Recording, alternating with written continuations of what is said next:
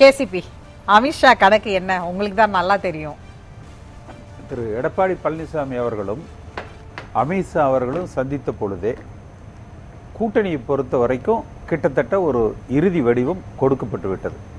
இந்த number of seeds மட்டும்தான் இன்னும் முடிவு எட்டப்படவில்லை. இன்னும் அன்செட்டில்டு இஷ்யூஸ் அவர்களுக்குள்ள தீர்வு எட்டப்படாததுங்கிறது அந்த ஒன்றுபட்ட அதிமுக என்கிற அந்த தொண்டர்கள் எதிர்பார்ப்பு, வாக்காளர்கள் எதிர்பார்ப்பு எடப்பாடி பழனிசாமி ஒத்துக்கொள்ளவில்லை. திரு ரவீந்திரன் துரைசாமி அவர்கள் சொன்னதை போல எடப்பாடி பழனிசாமி அவர்களது கணக்கு முழுவதும் அதிமுகவை முழுமையாக தன் கட்டுப்பாட்டுக்குள் எப்படி கொண்டு வருவது, தன்னுடைய தலைமையை எப்படி தக்க வைத்துக் கொள்வது, இதுதான் அவருடைய பிரியாரிட்டி. எப்படியாவது அனுசரித்து ஆட்சி அமைக்க வேண்டும், வெற்றி பெற வேண்டும் என்பது அவருக்கு அது ஒரு செகண்டரி ஆப்ஷன் தான். ஃபர்ஸ்ட் அவர் தலைவராக அவருடைய கட்டுப்பாட்டுக்குள்ள இந்த இயக்கத்தை வைத்துக் கொள்ள வேண்டும் என்பதுதான். ஆனால் அது போன்ற முடிவுகளால் தான் 2021 தேர்தலிலேயே அதிமுக ஆட்சி அமைக்கிற வாய்ப்பை பறிகொடுத்தது. அதே போல ஒரு சுயநலமான முடிவில் தான் சென்ற நாடாளுமன்ற தேர்தலிலும் இப்போ அண்ணாமலை பேசுனது தவறு, அதை எந்த அதிமுக தொண்டனும் ஏற்றுக்கொள்ளலை. அதை இன்னும் கொஞ்சம் லாவகமாக இவர் கையாண்டு அதிமுக பாஜக வென்று இன்றைக்கு மத்தியில் ஆட்சியில் பங்கெடுக்கிற வகையில் கொண்டு வந்திருந்தால் ஆளுகிற இந்த திமுகவுக்கு இன்னும் ஒரு பெரிய சவாலாக அதிமுக விளங்கி இருக்கும். ஒரு அதிமுக வரலாற்றில் 40க்கு 40 பாஜகவோட சேர்ந்தாலே அதிமுகவுக்கு வாக்கு வங்கியே வராது, சரிஞ்சிரும். நம்ம அந்த வாக்குகள் சதவீதத்தை ரெண்டையும் கூட்டினோம்னா, என்டிஏவும் இதையும் கூட்டினோம்னா அந்த வெற்றி வாய்ப்பு வந்திருக்கும். கூட்டினா ஒருவேளை கூட்டி வராமையும் கூட போயிருக்கலாம். பட் நம்ம அர்த்தமெட்டிக்கா பார்க்கிற பொழுது அதற்கு வெற்றி வாய்ப்புகள் இருந்தது. இப்ப வருகிற தேர்தலில் எடப்பாடி பழனிசாமி அவர் கணக்கு போடுறது தினகரன் தனி கட்சி, அவங்க என்டிஏல பாஜகவோட நம்பர்ஸ்ல அவர் நின்றுட்டு போறாரு. மற்றவங்க யாரையும் அதிமுகவுக்குள்ள யாரையும் விடுறதில்லை. அது எடப்பாடி பழனிசாமி என்கிற தனி மனிதனுக்கு பட்டா போட்டு கொடுத்துடணும். அதுக்கு பாஜக ஒத்துக்கணும். எலெக்ஷன் கமிஷன்ல அதுக்கு வேணுங்கிற மாதிரி அவங்களுக்கு ஒர்க் அவுட் பண்ணி கொடுத்துடணும். இதுதான் அவருடைய எதிர்பார்ப்பாக இருக்கு. அப்ப என்ன ஆகும், களத்துல அந்த வாக்குகள் சிதறுவதற்கு வாய்ப்புகள் இருக்கு. கூட அண்ணாமலை ஃபேக்டர் என்னதான் சொன்னாலும் அண்ணாமலை தனக்குன்னு ஒரு குறிப்பிட்ட ஒரு இம்பாக்டை கிரியேட் பண்ணியிருக்கார். அதை நம்ம முழுமையாக ஒதுக்கி தள்ளிவிட முடியாது. அப்ப அந்த இம்பாக்டும் எடப்பாடி பழனிசாமி மீது ஒரு அதிருப்தியாகத்தான் இருக்கும். இதெல்லாம் தேர்தலில் வெற்றி வாய்ப்புகளை பாதிக்கக்கூடிய ஒரு அம்சங்களாக அமையலாம். ஆனால் பாஜகவை பொறுத்த வரைக்கும் இன்னும் காலம் இருக்கு. திரு எடப்பாடி பழனிசாமி அவர்களை அதற்கு ஒத்துக்கொள்ள வைக்க முடியும் என்று அவர்கள் ஒருவேளை நினைக்கலாம், அல்லது கட்டுக்குள் வைத்துக் கொண்டு. என்ன அரித்மெட்டிக் கால்குலேஷன் கொடுத்திருக்கீங்க அவங்க கிட்ட? இல்லை, இதுல நிச்சயமா அந்த வாக்கு பொறுத்த வரைக்கும் அதுல சிதறும். இப்ப அந்த ஒரு ஒன்றுபட்ட அதிமுக இருக்கிற பொழுது தொண்டர்களுக்குள்ள அந்த ஏற்படுகிற அந்த எழுச்சி நிச்சயமாக ஒரு கட்சியில ஒரு அதிருப்தியோடு கூட்டணி என்று வருகிற பொழுது அது எடுபடாது. அப்படி எடுபடுவதா இருந்தா சென்ற முறை தினகரன் வெளியில இருந்தாரு, ஓபிஎஸ் உள்ள இருந்தாரு. இப்ப இந்த முறை அது மாறும். ஓபிஎஸ் வெளியில இருப்பாரு, தினகரன் உள்ள இருப்பாரு, சசிகலா சைலண்டா இருப்பாங்க. இந்த மேட்ரிக்ஸ் இது ஒரு புறம். சென்ற முறை இருந்ததை தாண்டி இப்ப நிறைய பேர் அதிருப்திகளை வெளிப்படுத்துறாங்க, நேரடியாக களத்துக்கு வர்றாங்க.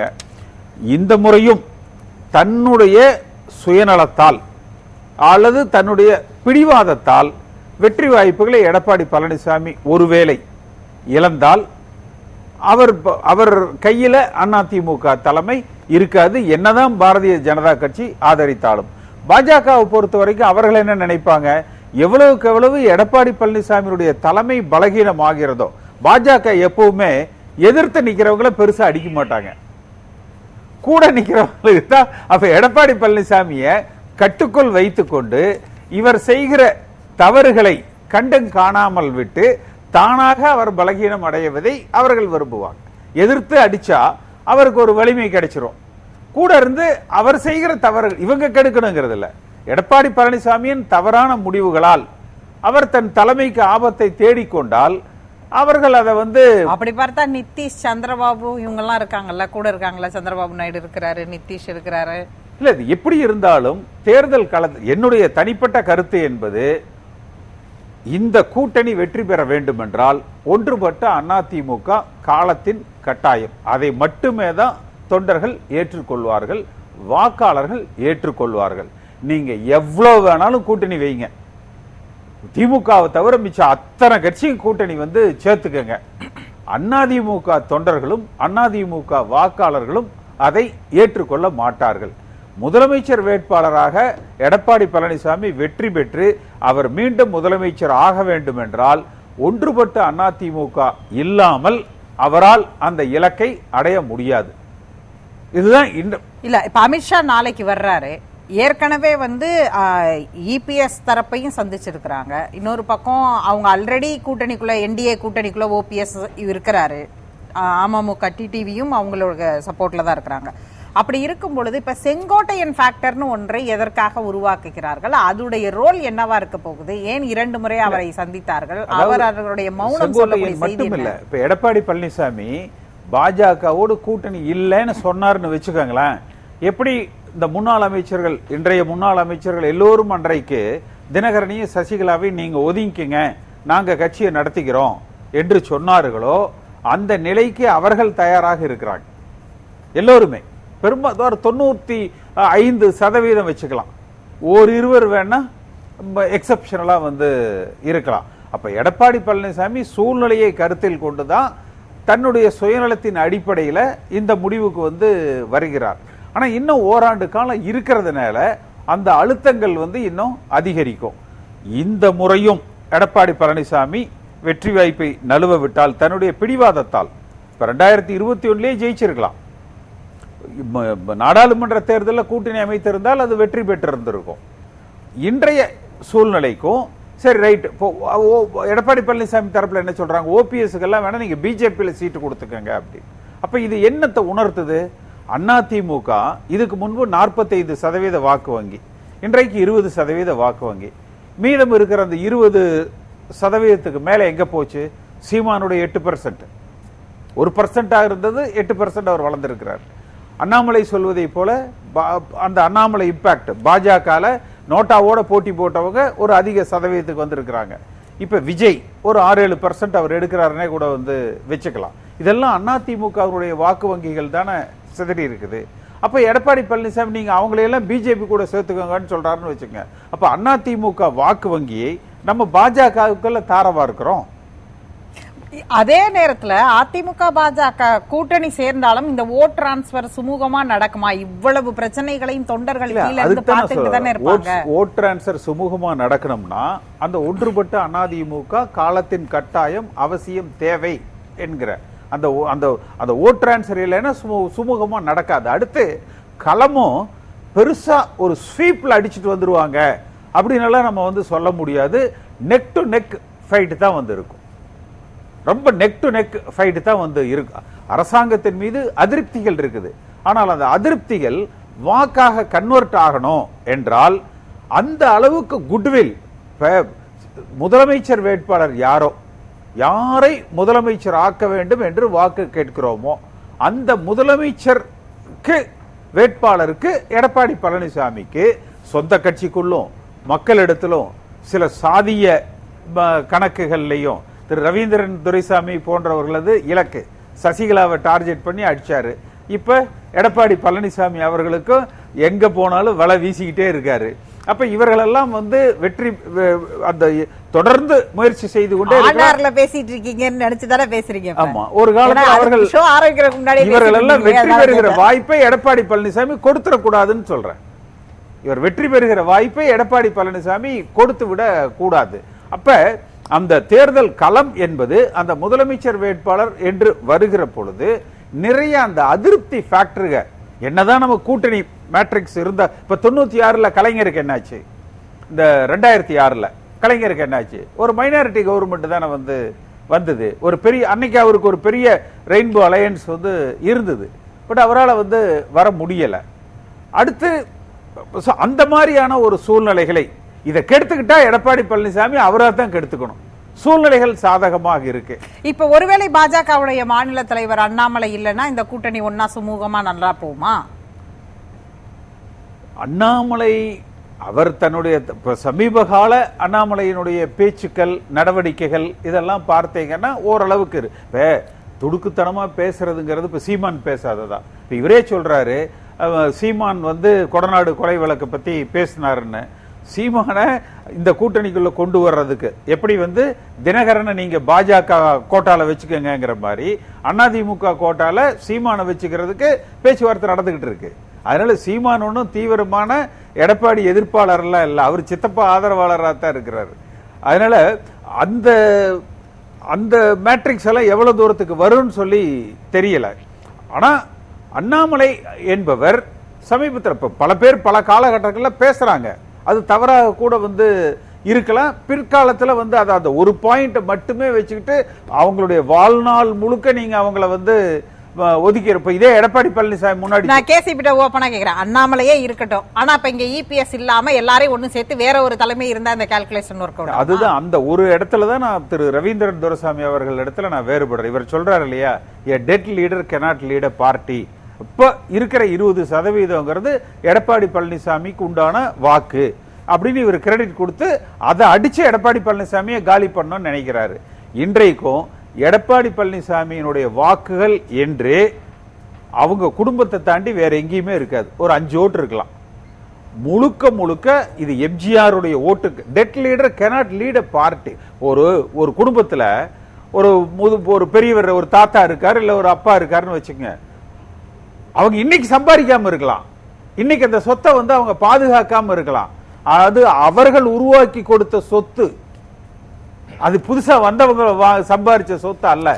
இந்த 20% வாக்கு என்பது எம்ஜிஆருடைய வாக்கு, ஜெயலலிதா அம்மாவினுடைய வாக்கு, அதிமுக கட்சியினுடைய வாக்கு, 1.5 கோடி தொண்டர்களின் உழைப்புல வந்த வாக்கு, அதிமுக கட்சி வாக்கு.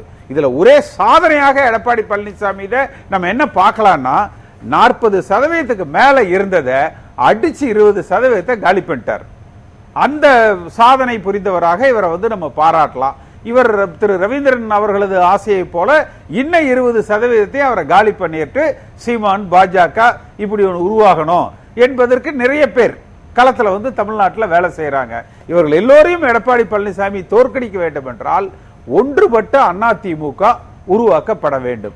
ஏன் இதே எடப்பாடி பழனிசாமி 24 இல்ல 26 இல்ல 29 பாஜக கூட கூட்டணி இல்லைன்னு சொல்லலையா? அப்புறம் இன்னைக்கு மட்டும் எப்படி வைக்கிறாரு?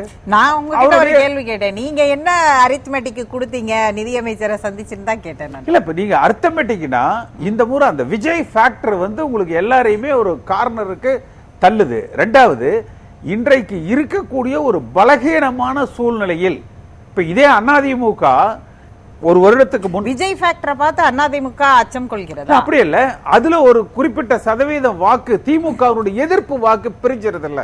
இப்ப இதுவரை ஒட்டுமொத்தமாக திமுக எதிர்ப்பு வாக்குகள்னா 100% அதிமுகவுக்கு மட்டுமே வந்தது. இப்ப அது எங்க டைவர்ட் ஆகும்?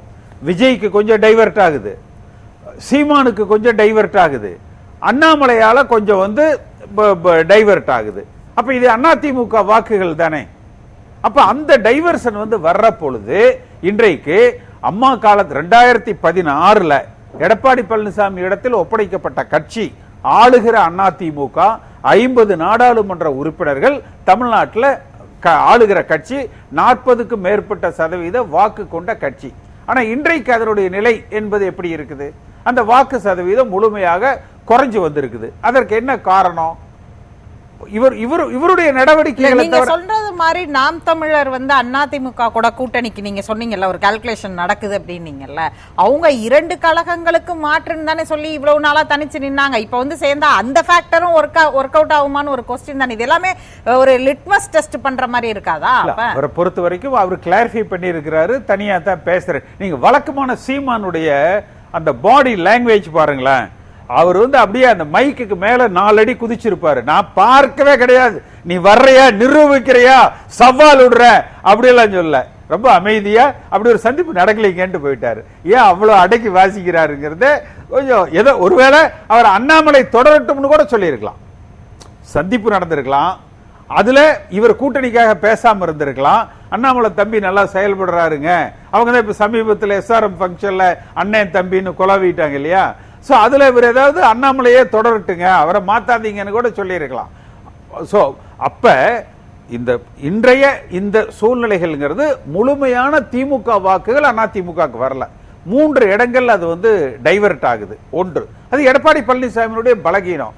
இந்த பலகீனமான சூழ்நிலையில் வருகிற தேர்தலில் எப்படியாவது அதிமுக ஆட்சி அமைக்க என்ன செய்ய வேண்டும் என்றால் இதை விட்ட வழி இல்லை. ஆனா இதுலயும் இவர் மொத்த கட்சியையும் பாஜக காவு கொடுக்கிற நடவடிக்கையை இவர் கையாண்டால் அதிமுக தொண்டர்கள் இவரை மன்னிக்க மாட்டார்கள். குறுக்கிட்டீங்க. ஒரு கேசிபி சொன்னதுல சரிதான், பாஜக கிட்டையும் பேருக்கு, நாம் தமிழர்கிட்டையும் பேருக்கு. அதையும் தாண்டி திராவிட இயக்கம்னு மு.க. ஸ்டாலின் தலைமைக்கும் போயிட்டு கலைஞருக்குள்ள எதிர்ப்பு ஸ்டாலினுக்கு இல்ல, 20% காணலன்னா ஒரு 7% பாஜகவுக்கு, 7 சீமானுக்குன்னா மீதி 6 எங்க போச்சு? ஆந்திரா கர்நாடகாவுக்கு போகல. திராவிட இயக்கம்னு மு.க. ஸ்டாலினுக்கு தான் பேருக்கு. இன்னும் சொல்ல போனா ஈரோடு கிழக்குல தந்தை பெரியார் இஷ்யூல அதிமுக வாக்குகள் வந்து இரட்டைலை வாக்குகள் வந்து உதயசூரியனுக்கு தான் போச்சு. அதே போல விக்கிரவாண்டியிலும் இரட்டைலை வாக்குகள் உதயசூரியனுக்கு தான் போச்சு. இதை மறைச்சிக்கிட்டு கலைஞருக்குள்ள எதிர்ப்பு ஸ்டாலினுக்கு இருக்குன்னு சொல்றது தரவுகளற்ற ஒரு செயல். இல்ல, கலைஞருக்குள்ள எதிர்ப்பு ஸ்டாலினுக்கு இல்லாம இருக்கலாம், ஆனால் கலைஞர் காலத்து திமுக அரசாங்கத்துக்கு இருக்கிற எதிர்ப்பு இன்றைய திமுக அரசாங்கத்துக்கு இருக்கு. நீங்க கலைஞர்னா நீங்க பார்த்தீங்கன்னா ஒரு அந்த அரசியல் ரீதியாக கடுமையான எதிர்ப்புகளை சந்தித்து வந்தவர். ஸ்டாலின் என்கிற தனி மனிதருக்கு கலைஞர் அளவுக்கு மிகப்பெரிய எதிர்ப்பு இல்லாம இருக்கலாம், ஆனால் திமுக என்கிற அந்த அரசாங்கத்துக்கு கலைஞர் காலத்து அரசாங்கத்துக்கு என்ன எதிர்ப்புணர்வு இருந்ததோ அதை விட இன்றைக்கு மக்கள் மத்தியில் அதிகமாக இருக்கு. அதை விட இன்றைக்கு அதிகமாக பெரியார் போலரைசேஷன்ல திமுகவுக்கு கெயின் இருக்கு. அவர்கள் வந்து இன்றைக்கு அந்த அரசியல் என்பதே முழுக்க முழுக்க சித்தாந்த அரசியல். தமிழ்நாட்டு மக்கள் என்ன பாக்குறாங்கன்னா, நீங்க சட்டம் ஒழுங்கு சந்தி சிரிக்கிற பொழுது உடன்பிறப்பே இங்க திராவிடத்துக்கு வந்து ஆபத்து வருது, இந்துத்துவா உள்ள வருது, ஒடியா அப்படின்னா அவன் பக்கத்து வீதியில நடக்கிற சட்டம் ஒழுங்கு பிரச்சனை தான் அவங்க கண்ணுக்கு தெரியும், உடனடியா தெரியக்கூடியது. நீங்க மற்ற அதையும் பார்க்கிற மக்கள் இதையும் பார்ப்பாங்கல்ல. இப்ப நீங்களே சொன்னீங்க, இவங்க 2 பேரும் நேற்றைக்கு ஒரு தனியார் கல்லூரி மேடையில சீமானும் அண்ணாமலையும் ஒன்றாக இருந்ததை பார்த்தோம். இருவரும் எப்படியெல்லாம் தனித்தனியா பத்திரிகையாளர் சந்திப்புல பேசியிருக்கிறாங்க, நேற்றைக்கு எப்படி ஒன்னா பேசினாங்க அப்படின்னு பார்ப்போம். அவ்வளவையா போவானே, நீங்களே சொல்லி இருக்கிறீங்க அதிமுகங்கிற கட்சி பாஜக எதிர்ப்பு நிலைப்பாட்டுல மட்டுமே வாக்குகளை சேகரித்தது. இன்னைக்கு ஏதோ கூட்டல் கழித்தல் கணக்குக்கு 2 பேரும் சேரணும்னு உங்களுக்கே ஒரு புள்ளி மாற்றம் வருதுல்ல. இந்த மாற்றத்தை எல்லாம் மக்கள் பார்த்துக்கிட்டு இருக்காங்களா? அப்ப நேற்றைக்கு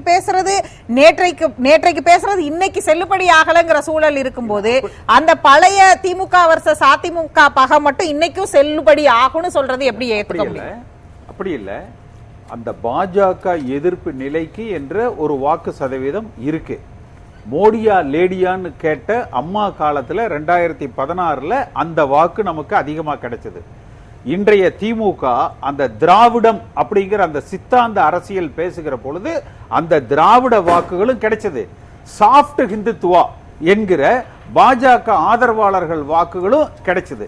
ஆனா இன்றைய சூழ்நிலைக்கு திரு எடப்பாடி பழனிசாமி என்ன செஞ்சிட்டார்னா, சென்ற நாடாளுமன்ற தேர்தலில் வந்த பொழுது இவர் ஒரு மெகா கூட்டணியை அமைப்பேன்னு சொல்லிட்டு இவரால் கையாகல, எந்த பெரிய கூட்டணியும் இவரால் அமைக்க முடியல. நீங்க அன்றைக்கு என்ன செய்திருக்கணும்? மிக வலிமையான கட்சியாக ஒன்றுபட்ட அதிமுகவை இவர் நாடாளுமன்ற தேர்தலில் உருவாக்கி இருந்தால் பாட்டாளி மக்கள் கட்சியோ மற்ற கூட்டணி கட்சிகளோ பாஜகவோடு சென்றவர்கள் அதிமுகவோட வந்திருப்பாங்க. எப்பொழுதும் போல அம்மா காலத்தை போல பாஜக தனித்து விடப்பட்டிருக்கும். இவர் என்ன பண்ணிட்டாரு? கட்சியை பிளவுபடுத்தி நீங்கெல்லாம் போய் பாஜகவோட சேர்ந்துக்கங்கன்னு இவரா அனுப்பிச்சு விட்டு அதிமுக வாக்கு வங்கியை பலகீனப்படுத்தி பாஜக வாக்கு வங்கி உயர்வதற்கு இவர் காரணமாக அமைந்து விட்டார். அந்த ஒரு பலகீன தர்மயுத்தம் இவரா நடத்தினார்னு ஆரம்பிச்சு வரிசையா அந்த கேள்வியெல்லாம் எழுப்பினா எல்லா கேஸையும் இபிஎஸ் மேலேயே எழுதலாம். இன்றைக்கும் ஒன்றுபட்ட அதிமுக உருவாக்கப்பட்டு பாஜகவை தவிர மற்ற என்டிஏல இருக்கிற கட்சிகள் கூட்டணி தலைமையில வந்து இந்த ஆட்சி அமைக்க பெற்றால் நிச்சயமாக தனித்து ஆட்சி அமைக்கிற வலிமையை அதிமுக பெற்றுவிடும். ஆனால் அதை செய்வதற்குண்டான துணிச்சல், திராணி, நேர்மை எடப்பாடி பழனிசாமி கிட்ட இல்ல. ஏன்னா இவர் ஃபைல் எல்லாம் அங்க இருக்கு. அப்படி சொன்னாலே நிச்சயமா இவர்கள் இன்றைக்கு செந்தில் பாலாஜிக்கு என்ன நடக்குதோ அல்லது அரவிந்த் கெஜ்ரிவாலுக்கும் மணீஷ் சிசோடியாவுக்கு என்ன நடந்ததோ அது இவர்களுக்கும் நடக்கும். அப்ப என்ன ஆகும்? கட்சி இன்னும் மேலையும் பலகீனமாகும். அப்ப மிக மோசமான ஒரு சூழ்நிலையில் இந்த 20% வாக்குகளை வைத்துக் கொண்டு திருப்பி எப்படி how to reconstruct the party, அம்மா காலத்து எழுச்சியான அதிமுகவை எப்படி உருவாக்க வேண்டும்? ஒன்றுபட்ட அதிமுகவோடு நீங்கள் ஒன்றுபட்ட அதிமுகவை உருவாக்கி தனித்து போட்டியிட்டா நிச்சயமாக வெற்றி பெறும் சொல்றேன். நிச்சயமா வெற்றி பெறும். பேசலாம்.